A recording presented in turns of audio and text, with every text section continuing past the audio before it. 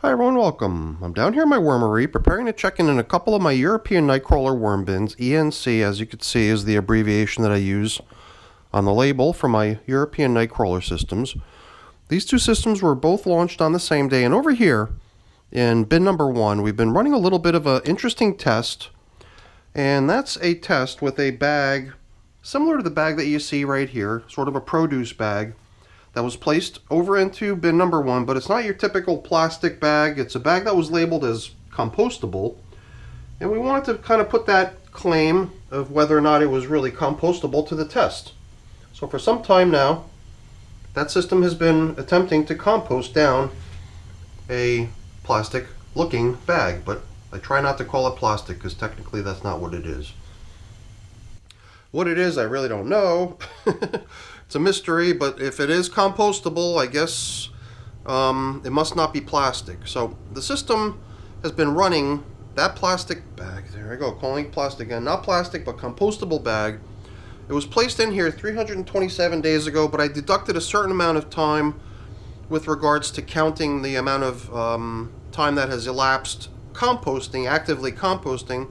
So I treat the lower number here, 281, as the actual amount of time that bag has been in progress, the breakdown process. For there was a period of time while the bag just didn't really sit down within the bedding. It was kind of floating out on the surface for whatever reason. That was over in the old system that these worms came from previously, because as you could see, these bins are only 119 days of age, so out of their old environment, the worms came over with that compostable bag, and we resumed the test in here. So I was last in here 2 weeks ago to feed these little guys, to give them feeding number 10. Today, feeding number 11 is going to consist of a variety of different stuff, mainly tomatoes from my garden, maybe a combination of other tomatoes from elsewhere as well, and other stuff in here is Brussels sprouts, peppercorns, part of a lime, and I've got this other stuff that I think I'm going to just do away with at this point today.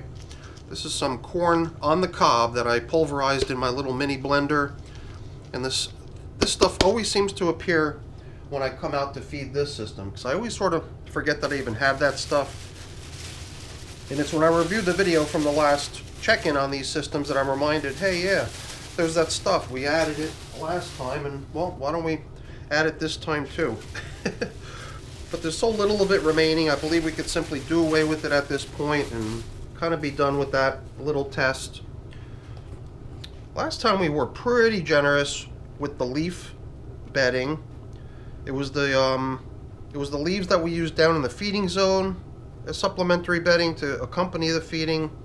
And as you can see, I also did a little application of leaves out on the top surface, which I think the worms really appreciate. It's definitely a material that's right up their alley in terms of, that's what worms over the eons have, developed with.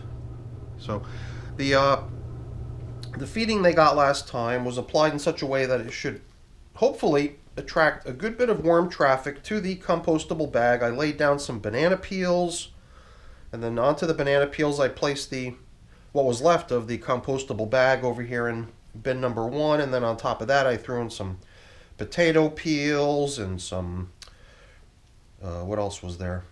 Some coffee, worm chow, stuff like that, in the hopes that we can maximize the amount of worm traffic to the compostable bag. So let's see if we can carefully excavate the bag without putting any tears or, inflict any damage on it. That's kind of been my approach to handling this bag every time we check in. I believe we also had some pineapple. That's what's left of a chunk of pineapple that was placed in there prior to the banana being tossed in. So there's going to be various leftovers that we encounter here and there. Here's some of the leafy matter that was sprinkled in, I believe, below the feeding and on top of the feeding. Yeah, there were some mango seeds in here too. These mango seeds have been in service for a while now, in progress in the bins. I do attempt each time to see if I can open mango seed. So I believe that outer husk is not really the seed. I think what's inside of the husk is really the seed.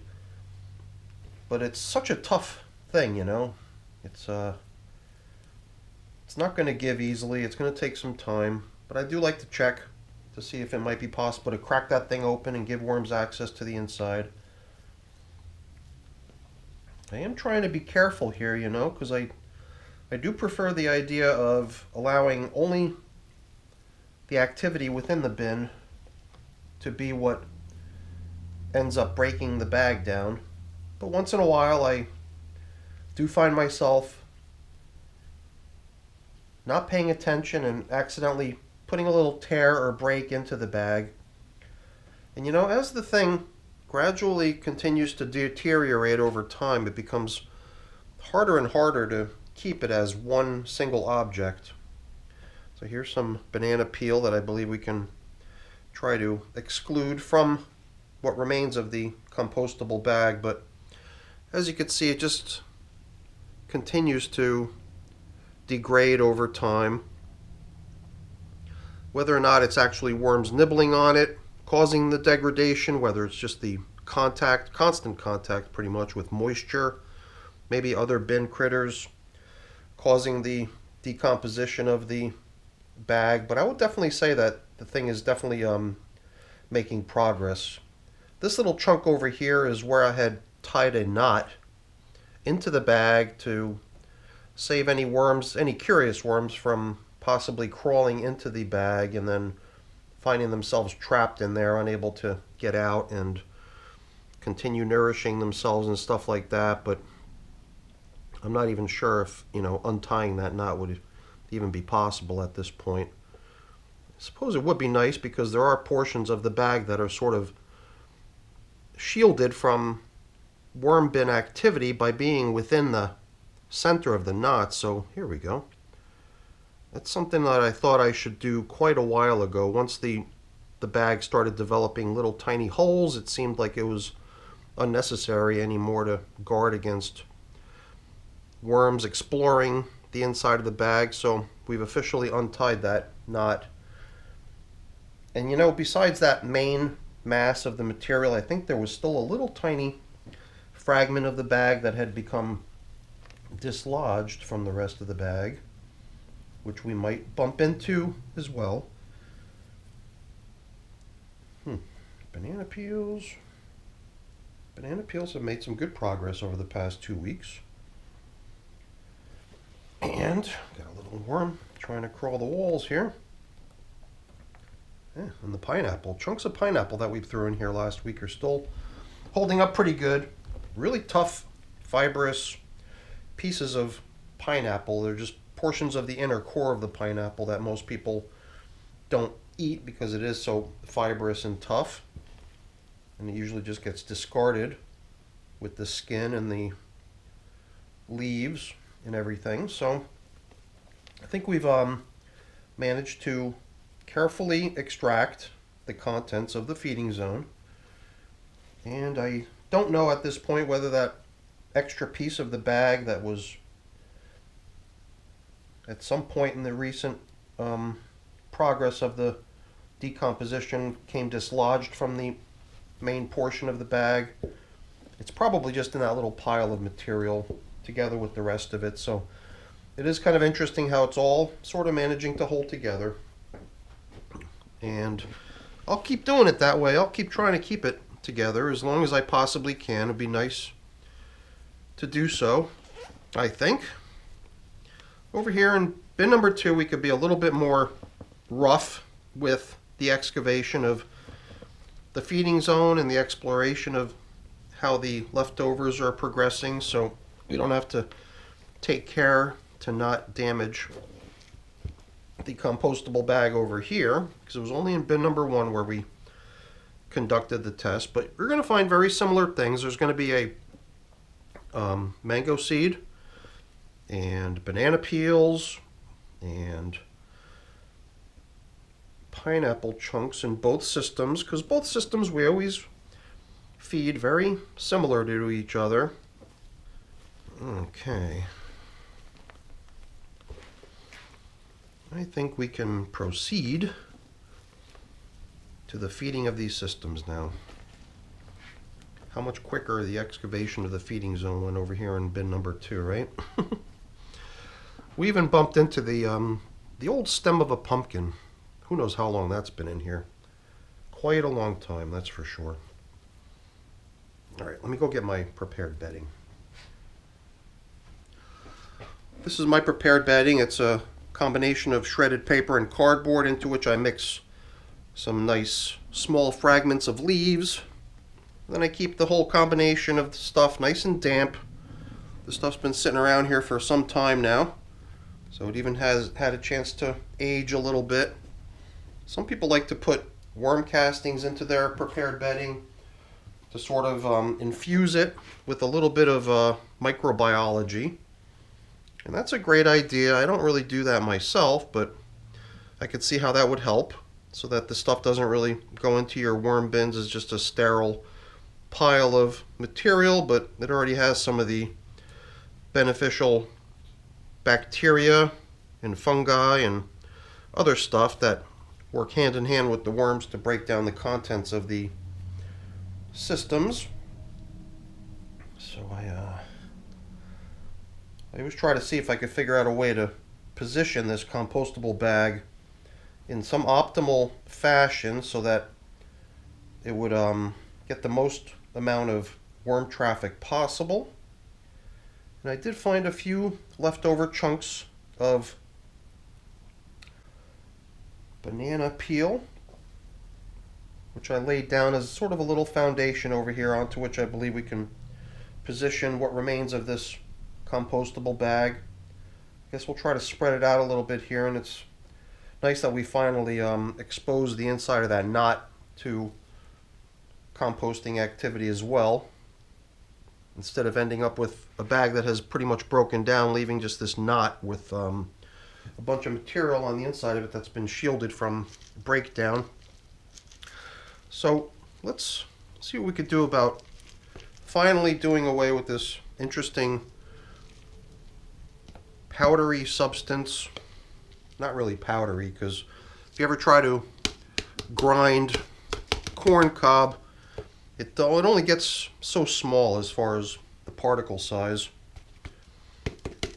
But my thought was that, you know, by being small particle size, it has a good chance of actually breaking down in the worm bins. And then in can come their yummy assortment of tomatoes, Brussels sprouts, and a few other random things. So we'll see about distributing this assortment of yummy foods evenly into both systems. You can even see a little bit of radish in here. And I think that pretty much boils down to a fairly even distribution of today's food supply for these little guys. So the little test that we did with the attempt at breaking down the corn cob is officially over, and the only thing that remains now is the portions of the corn cob that never really managed to break down into shreds. These little chunks just went around and around. They just spun around within the little mini blender and never broke down into the flakes that we just threw into the worm bin. And it was just so interesting how I had these little spherical corn cob bits. I set them aside, and they've just been sitting there on my bench for many months now.